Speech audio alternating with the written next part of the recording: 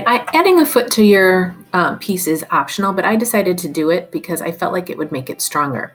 So in order to do this, I just rolled out a small chunk of clay, and then I conditioned the piece using the rib. So I'm using the smooth side of the rib just to kind of get rid of the lumps and bumps and things like that. You can also use a gift card to do this if you have one laying around. It's also flexible and it works really well. Make sure you condition both sides of your slab. Once you have your slab rolled out, you're going to take the body, which should be leather hard at this point. If it is not leather hard, you cannot do this. It will be too floppy to work with. Then you're going to use that paper clip in your toolkit. Undo part of the end of it so that you can use it as a needle tool. So this needle or pin tool, whichever you want to call it, you will trace around the outside to know how big you want it. And then after you have the tracing, you're going to use it to actually cut through the clay and remove all of the excess.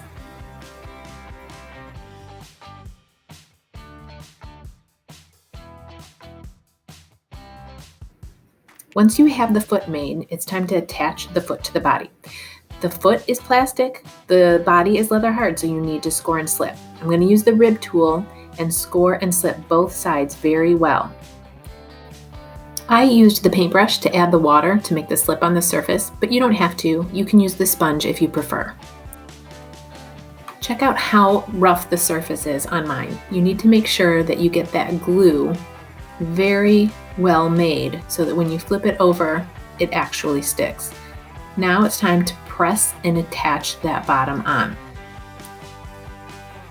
In order to get that bottom attached, I'm going to need a little bit of space because I'm going to gently place my hand on top of the cup and start rolling it.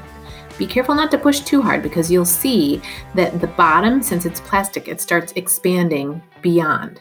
If I push too hard, I'll cut a hole right through it.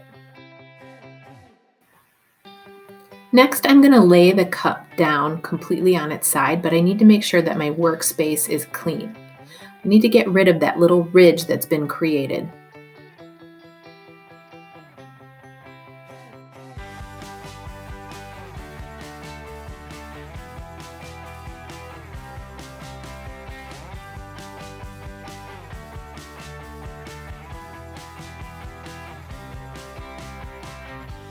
Once I'm convinced I have the bottom pretty well attached, I need to work on that ridge a little bit more. So I'm going to use the rib tool, and I'm going to use the rough side of the rib tool, and I'm going to start sort of luting that bottom ridge in.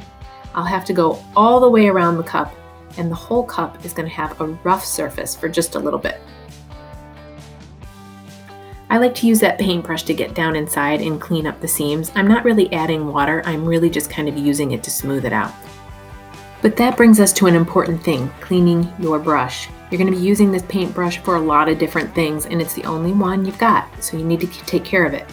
In order to clean your brush, you need some clean water. You can work at the sink, or I just brought a bowl here, but you see those bristles? They look like a Cupid doll. You got to get those straightened out. So you're going to first rinse it with clean water, and then you're going to use soap. You can use bar soap and just brush it like this if you want to, or if you have liquid soap instead, you can just squirt a little liquid soap into your hand.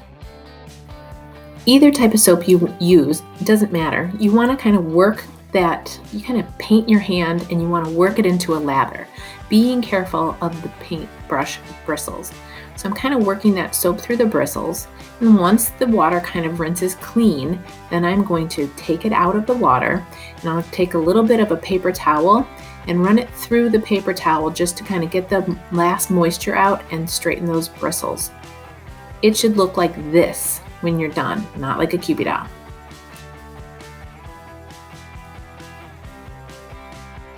Okay, back to building. The final step is really just smoothing everything out, and I've used the rough side of my rib tool and it's rough looking, so now I have to smooth it out. I'm still going to use the rib tool, but I'm going to use the smooth side, so I got to make sure it's clean, and it's a great tool because it's flexible. I can kind of bend it with my thumb and make it match the form as I work my way around and smooth it. Again, you can use that gift card if you have it and you prefer. Every so often, I add a little moisture with the sponge and just keep smoothing until I'm satisfied with the way it looks. Pay attention to your workspace. Sometimes you set your piece down right in a chunk of clay and it sticks to the bottom. So take a minute, make sure your workspace is clean every so often so that doesn't happen.